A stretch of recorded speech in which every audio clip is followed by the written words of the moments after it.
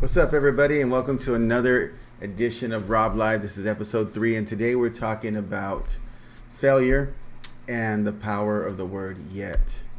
So many of you who subscribe now are personal friends. Thank you, by the way. You know about my journey with baseball. I quit playing baseball in the 8th grade because I kept getting hit by pitchers who threw very hard. And I started jumping out of the batter's box, and I said, forget this, I want to go on and focus on soccer and football. And so I played soccer and football through high school, went on to play college soccer for the Allen Hancock Bulldogs, go Dogs, and the Menlo Oaks, the Mighty Oaks of Menlo College. So I went on and focused on that. But after my sports career was done, and after I had reflected on some time, I built a family, and my wife and I, and so we had children, and they started playing Little League baseball, and then my daughter started playing softball, and I'd be out there coaching and throwing the ball around and hitting infield, etc. And I started to get that bug again, like, man, I feel like I want to play. And my thing was, I always wanted to get on the pitcher's mound. I pitched throughout my years up until 8th grade, and then all of that stopped when I walked away from the sport. And I just thought, I got some unfinished business. I need to go back and deal with that. And so, I don't know, might call it a midlife crisis. Some people buy a sports car. I joined a men's baseball league, 50 and over league, and I love it. The guys are great. The team's great. Shout out to Tim Fujioka for having the Fresno Men's Hardball League, keeping it alive. He runs the league. He's also my coach and mentor on this journey. We're called the Atlanta Braves, by the way. We're the Braves here. And here's my bat, which I didn't do well today, right? It's not about the bat, it's about the player. But anyway, getting back to what we're talking about, I started this, and those who have played baseball or even watch it, there's a tremendous amount of failure in all sports, but baseball in particular, right? Striking out, making errors, it's a game of inches. One misstep and you're in trouble.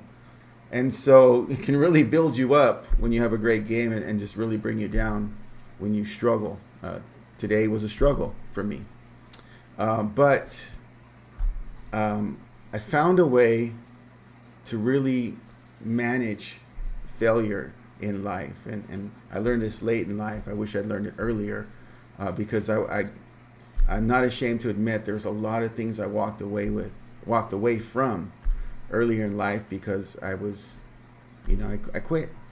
I just couldn't emotionally deal with the disappointment of failure, and so I walked away from a lot of things.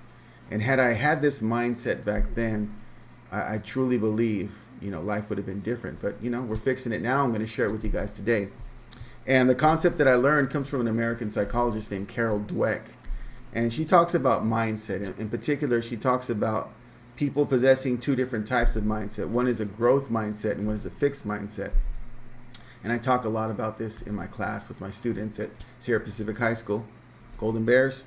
And it's this concept that a fixed mindset means that I view my skills and abilities as fixed, right?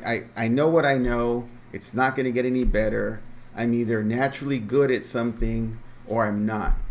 And therefore, the things that come easy to me or natural to me, right, I will embrace and foster and try to grow in those areas. And anything that doesn't instantly, work well for me or come easy to me, I'll immediately walk away. That's not for me. I'm not a natural, right? And I hear this a lot, especially with the arts and with sports. By the arts, I mean like singing, dancing, playing an instrument, right? I hear people say, oh, no, I'm not a singer. Well, how do you know? Well, I tried to karaoke once and it was terrible. And I said, well, time out. Was this your first time singing? Well, yeah. So you thought that on your first attempt at singing that you were going to sound like Whitney Houston. Well, no, I'm not saying that. It's just, some people have natural ability and others don't. And that fixed mindset is what we need to get away from. This idea that things come naturally to people or some things are made for people and other things aren't, right? Instead, we want to take on and embrace this idea of a growth mindset that Carol Dweck talks about in her book Mindset, and that I learned and apply in my classroom. It's this idea that any skill or ability can be built, fostered, improved upon over time. So if I'm not a natural singer, if I go out and karaoke my first time and I sound terrible, I can take some voice lessons. I can work on my breathing and technique. I can study the art of singing. I can practice. And over time, maybe I don't become, as talented as a Whitney Houston, but my voice improves and I become a better version of what I once was. And so this idea that we can grow in our abilities if we're willing to put in the work, if we're willing to embrace the knowledge and apply the proper technique, if we're willing to be patient and allow our talents to grow, that over time we'll get better at things.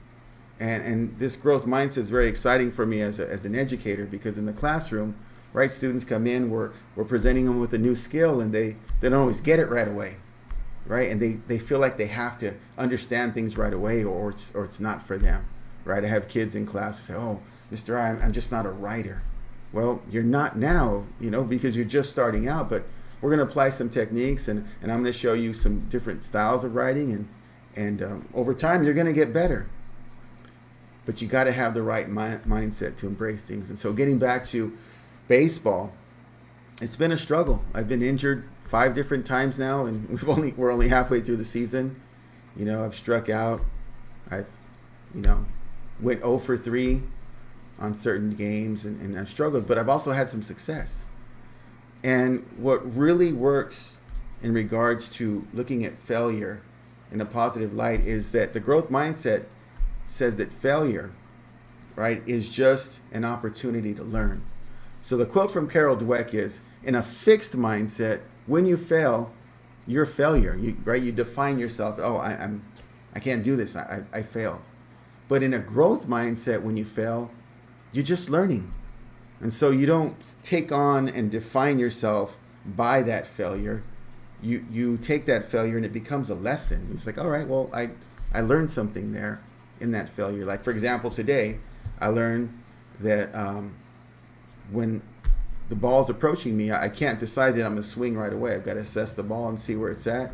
And if it's in my strike zone, then I go ahead and pursue it, as opposed to just deciding before the pitch is released that I'm going to go after that, right? I'm not going to chase pitches anymore. And that's something I learned by striking out, right? If I stop playing now, it's over. That is where the failure begins, is where you quit, where you stop trying to grow. But I will finish out this season. I will play again next season, and I will get better over time. So another quote from Carol Dweck says, in the growth mindset, failure can be a painful experience, but it doesn't define you. It's a problem to be faced, dealt with, and learned from. And so although I'm having all these painful failures physically and emotionally with baseball, I'm not allowing them to define me and to say, hey, I'm a terrible player. I am a new player who's learning the game and will get better over time if I continue to work hard, practice, and be coachable. And so that allows me the motivation and faith to move forward in whatever it is I'm doing, whether it's baseball or life or marriage or raising children, right? We're going to have these moments of failure. And as long as we look at them as lessons instead of allowing them to define us, we're going to be okay. So with that being said, I want to introduce this word to you guys. The word is yet. Now, I know we're all familiar with the, Y-E-T, yet, but I want you to start using it a different way. And this is how it's helped me.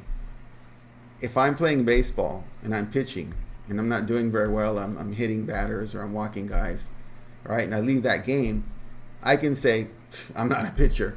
Or I can say, I'm not a good pitcher yet. If I'm struggling in school with writing, or a lot of people struggle with math, oh, I hate math, I'm not a math guy. I can go into an algebra class and say, hey, you know what?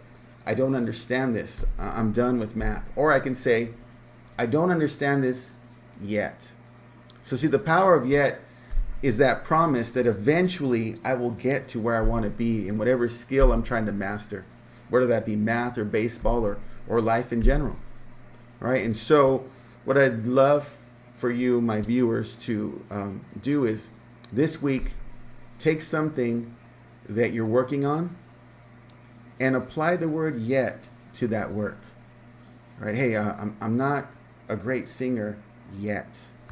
I'm not at the ideal weight where I'd like to be yet. I'm not in the right financial situation yet. Whatever it is that you're trying to work on in life, right? I want you to embrace the word yet. Because failure cannot exist when there is still the promise of yet.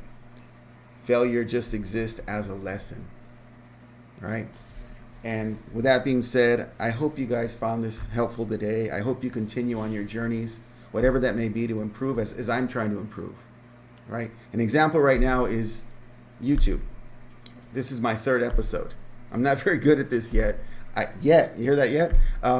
I don't quite have my camera presence yet. My lighting's not there yet. My editing abilities are not there yet. I kind of like my background. I feel like my aquarium, right, is really cool here.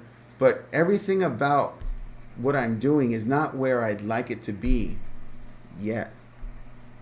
But we're going to get there, because this is going to continue. And whether it's episode 1000 or episode 2000, at some point, I'm going to figure this out and I'm going to be where I want to be.